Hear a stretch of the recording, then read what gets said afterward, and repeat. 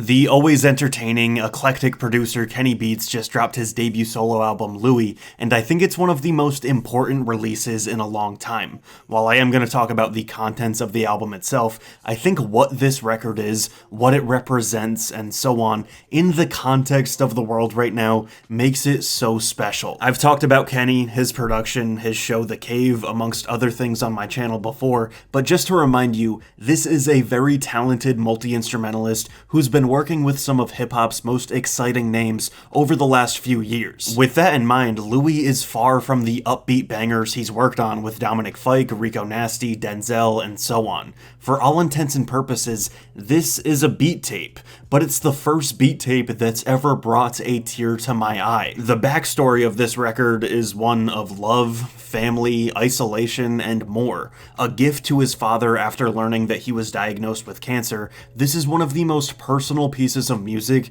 I've ever heard. It feels like flipping through their household photo albums. Upon a first listen, I was reminded of legends like Nujabes or even the Avalanches. It's a similar blend of a ton of different sounds and styles with a warm 70s soulful glue that's sticking everything together. It's as lush as it is diverse. The impeccable mixing on the record helps guide you through all these different soundscapes that feel so vibrant. It's a beautiful time machine of sound that is sure to expose listeners to a wide range of music history. Whenever I'm doing my videos on up-and-coming musicians, I probably tend to overuse the phrase genre bending, but if the shoe fits, then, you know. But on Louie, Kenny has built the Avengers of genre-bending musicians that are working today. Remy Wolf, Dijon, Benny Sings, Paris, Texas, just to name a few. These are artists that thrive off of making stuff that you've never heard before,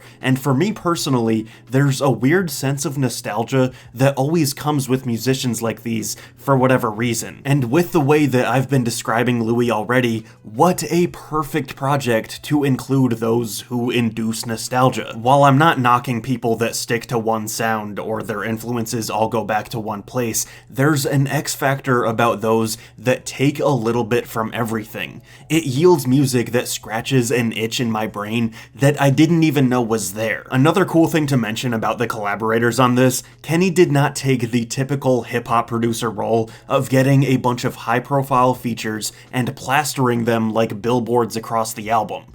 Instead, there are no features listed on the track list, and when you do hear famous voices on the record, they're almost hidden or disguised in a way. This is an interesting way to reap the benefits of working with these people and seeing what you can make together, but there's none of the usual greed, if that's the word that I'm picking, involved of shoving it in everybody's face that you got so-and-so on a track. It's like the opposite of clickbait. In a similar vein, we also get that with some samples or samples of samples, etc. I've seen so many people talking about, hey, is it just me or is there a Run the Jewels sample on this? But again, with this dreamlike, flipping through a photo album vibe, the details aren't as important. It's this whole therapeutic vibe that really matters. However, I know that many of you will want favorite tracks and moments and whatnot, so here we go. Family Tree is probably the biggest candidate for a hit on this thing. Slow Tie flows on this like only he can, and for an album that is pretty sweet and mellow, this one goes hard. This is so specific, but Parenthesis feels like a perfect representation of the golden age of hip-hop, and at around 30 seconds in, I think that's Freddie Gibbs saying yeah, and it's this kind of curation that amazes me. Once you hear this song and that yeah, you won't be able to imagine anyone else saying that one word. It's magic. I'm probably mispronouncing this, but the ending of Moire is absolutely ethereal. The drums sound so good on this song. There's a roll near the end that makes me feel like I'm flying, and I'm not sure who that is on the outro, but it sounds like James Blake, and I love it. All in all, I couldn't imagine a better gift to your dad, Kenny, and I can't imagine how much he appreciates this and you. Thanks for making it, thanks for being true to the music, and everybody should go check this out.